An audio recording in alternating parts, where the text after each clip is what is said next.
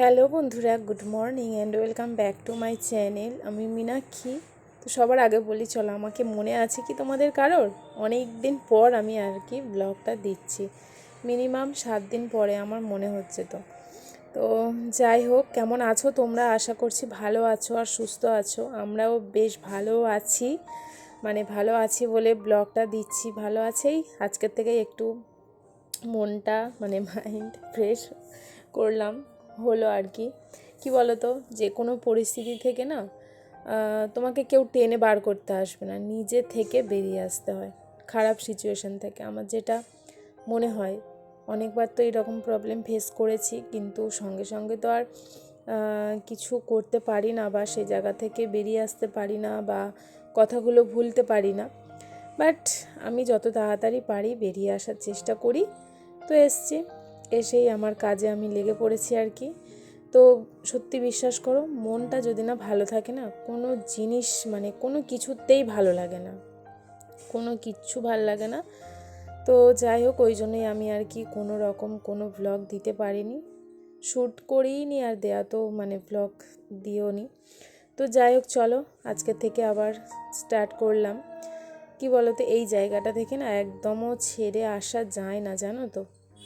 আমরা যে কোনো জিনিসকে যদি একটু ভালোবেসে ফেলি না, সেই জায়গা থেকে কিন্তু দূরে যেতে, এড়িয়ে যেতে একদমও পারবো না, মন থেকে মুছতেই পারবো না। মনের মধ্যে সারাক্ষণ একটা প্রবলেম বলবো না, জানি না, কিছু একটা সারাক্ষণ এই জিনিসটা ফেস করতে হয় যে না, এই জিনিসটা আমি আমার বন্ধুদের সঙ্গে শেয়ার করতে পারলাম না, যদি করতে পারতাম ভালো হতো। কিন্তু কি আর করা যাবে, সিচুয়েশান তো তেমন একটা ছিল না ভালো। যা হোক করে দিন কাটিয়েছি কদিন খুব মন খারাপ নিয়ে। যাই হোক, বাচ্চাদের জন্যই সব কিছু আবার বাচ্চাদের জন্য বলবো। কারণ শোনো, আমি যখন বিয়ের প্রথম সব সংসারেই অশান্তি ঝগড়াঝাটি লেগেই থাকে, সেটা কোনো কথা নয়। কিন্তু আগে যেমন সব সময় কান্নাকাটি করতাম, তারপরে খেতাম না, শুয়ে থাকতাম, মন খারাপ, এইরকম সব কিছু নিয়েই কাটাতাম আগে। এখন না, একটা বাচ্চা হওয়ার পর সত্যি অনেক কিছুটাই চেঞ্জ হয়ে যায়। যেমন দেখো, তোমাদের সরি, আমার দিক থেকে বলছি, রাগ যতই করি, শুয়ে থাকলে কি হবে, তাই না বলো? বাচ্চাদেরকেও তো খাওয়াতে হবে। তো ওদেরকে আমি কষ্ট দিতে চাই না, যেটা আমার মনে হয়, ওরা কি করেছে বলো, ওদেরকে আমি কষ্ট দিতেই চাই না। তো যাই হোক, ওদের জন্যই তাড়াতাড়ি আমি এই সিচুয়েশান থেকে বেরিয়ে আসতে পারলাম। তো যাই হোক, অনেক কিছু বলেছি, তোমরা হয়তো অনেক কিছুই বুঝেও গেছো, তো এর থেকে আর কিছু ডিটেলসে বললাম না। তো যাই হোক, তোমরা ভালো আছো তো, এটাই জানিও। অনেক দিন তোমাদের সঙ্গে অনেক কথা শেয়ার করতে পারিনি, মনে না প্রচুর কথা জমে আছে, কোথা থেকে যে স্টার্ট করব আর কোথা থেকে শেষ করব আমি নিজেও জানি না। তো যাই হোক, চলো কাজেতে আসি। তো আজকের থেকে কন্টিনিউ ব্লগ আমি দেবো, প্লিজ তোমরা আমার পাশে থেকো তো যে দেখো, সকাল সকাল উঠে বাজারে গিয়েছিলাম আমি, জানো তো। তো বাজার থেকে একটু টুকটাক কেনাকাটা ছিল, তো সেখান থেকে করে এনেছি। আর এসে তারপরে আইব্রোটাও করতে গিয়েছিলাম। তারপরে দেখো, বিছানাটা তুলে নিলাম, আর মেয়েরা ততক্ষণে ঘুমাচ্ছিল। আমি তাড়াতাড়ি উঠেছি বলতে এই 7:30টার সময়। তো 8টার মধ্যে বাজারে চলে গেছি, 9টার মধ্যে চলে এসেছি।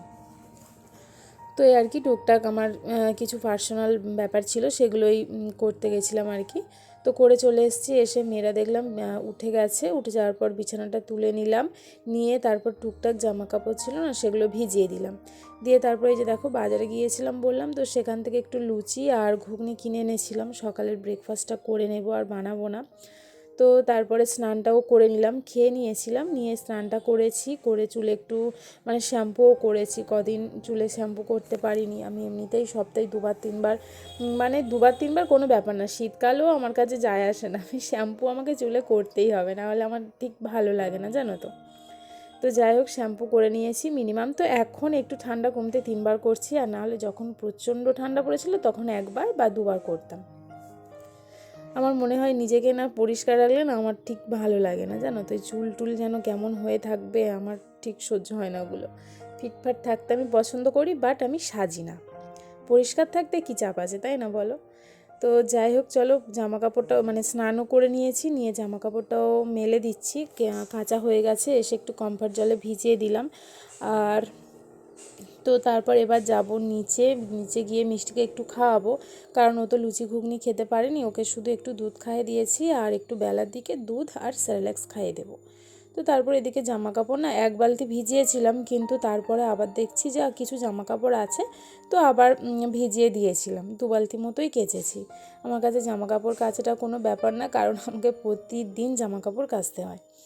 তো চলো জামা কাপড়টা মেলে দিয়ে চলে যাব নিচে। তো নিচে এসে মিষ্টিকে খাইয়ে দিয়ে আর রান্নাটাও করে নিয়েছি। রান্নাটা তোমাদের সঙ্গে না শেয়ার করলাম না, কারণ আজকে একটু অন্যরকম, মানে শুধুই আর কি ভাত আর ডালটা করেছি, ওই জন্য আর কি শেয়ার করে নিই। এখানে ডাল আলু করেছি, ওই যে মুসুর ডাল না, তো ওটাকে মানে বসিয়ে দিয়ে পেঁয়াজ আলু এইসব দিয়ে আর কি একটু সর্ষের তেল, সামান্য নুন, মানে নুনটা পরিমাণ মতো, সামান্য একটু হলুদ গুঁড়ো দিয়ে মানে সেদ্ধ করে নামিয়ে নিয়েছি। এরকম ডাল সেদ্ধটা খেতে ভালো লাগে আলু দিয়ে।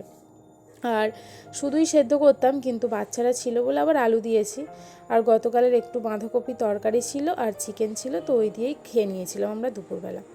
তো তারপরে আর কি একটু রেস্ট করছিলাম, জামা কাপড় যেগুলো মেলেছিলাম সেগুলো তুলে এনে ভাঁজ টাজ করে রেখে দিয়ে তারপর চলে এলাম নিচে পরোটা বানাতে। হ্যাঁ, সন্ধ্যেটাও দিয়ে নিয়েছি, সেটা তোমাদের সঙ্গে না শেয়ার করিনি। এখন একটু মানে পরিস্থিতিটা সামলে নিই, তারপর তোমাদের সঙ্গে সব কিছু শেয়ার করব। তো এদিকে মানে খাবার বানাতে চলে এসেছি, বানাচ্ছি আর কি পরোটা, আর করছি পরোটা। আলু চচ্চড়িটা হয়ে গেছে, আলু আর মটরশুঁটি দিয়ে চচ্চড়ি করেছি, মানে একটু তরকারি মতো ঝোল করেছিলাম।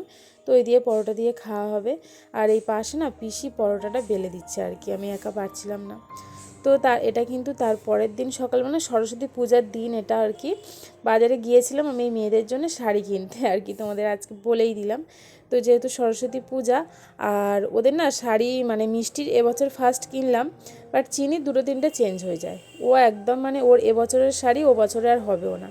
তো এই জন্যই আর কি ওর জন্য শাড়ি কিনেছি। তো দেখো আমার দুটো পুচকির কেমন লাগছে, আমার লিটিল সরস্বতী আর কি দুটো। তো কেমন লাগছে তোমরা বলো। আর আমি না খুঁজেছিলাম সাদার মধ্যে, তো দেখলাম না সাদাটা ঠিক যাচ্ছে না, তো বাট লাল হলুদটাই নিয়ে নিলাম। তো দুজনের সেম নিয়েছি, লাল হলুদ। তো কেমন লাগছে বলো, আর ভিডিওটা কেমন লাগলো কমেন্ট করে জানিও। আশা করছি এরপর থেকে ভালো ভালো ভিডিও দেওয়ার চেষ্টা করব, তো তোমরা প্লিজ আমার পাশে থেকো।